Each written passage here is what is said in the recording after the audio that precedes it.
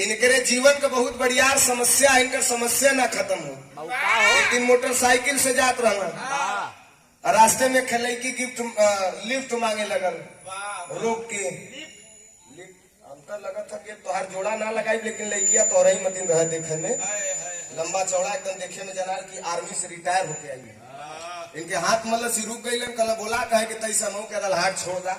आगे जात जात शेरवा जात जात तो के जनाल की चक्कर हो आवे लगल, उल्टी होए लगल, लेके गए अस्पताल में। एकदम इनका टेंशन बढ़ गल कि सरवा के पहली बार लड़की लिफ्ट मंगल एकर तबियत बिगड़ गल।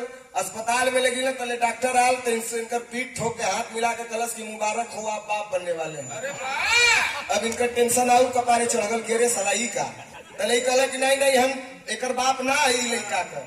कल लड़किया निकल के आई कलश की यह बाप हुआ, झूठ बोलत हो। इनका टेंशन आऊ कपारे चढ़ गए। डॉक्टर कलश की रुका तो हर चेकअप करा देती। चेकअप करौलन, रिपोर्ट आयल कि कबो बापे ना बन सकलन। एक बार मन खुश भयल, फिर कहला कि घरवा सरवा चार ठेलैका हुआ तब कैसे भेगा जब हम बापे ना बन सकी। तो इनकर समस्या और आए वाली नहीं है। जल्ला आवाज पालेश्वर दादा वाली है। अरे गोरिया तुम्हारी चोली, गोरिया तुम्हारी चोली, आए आए गोरी गई गई, आए गोरिया तुम्हारी चोली।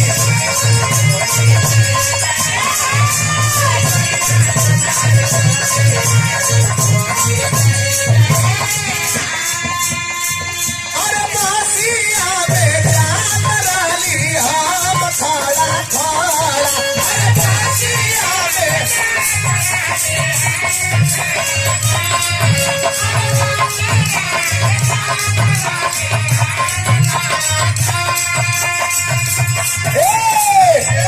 मासिया में जान मराली हम खाड़ा खाड़ा, और तीन बेल खुदल समगल से कदेली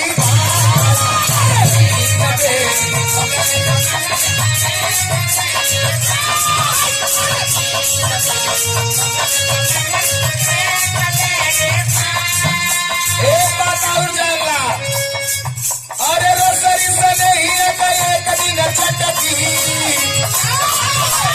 रसरी से नहीं गए कभी न चटकी, जरा से ढेर पटी ओकरा से खटकी।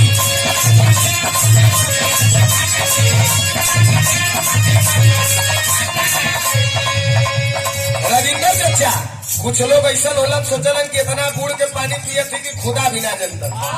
तू लोगन में सुझाव कैसे ध्यान दिया बस एक लाइन। अरे छोड़ी ना तू बूढ़ी बूढ़ी पानी करती है,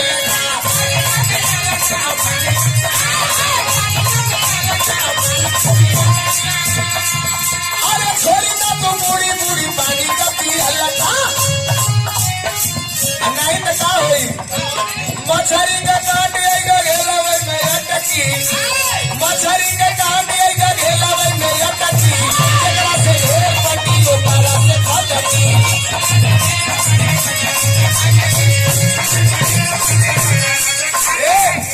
सुना कौनो लड़की रहा अपने के खूब बनाए छोनाए के रहा,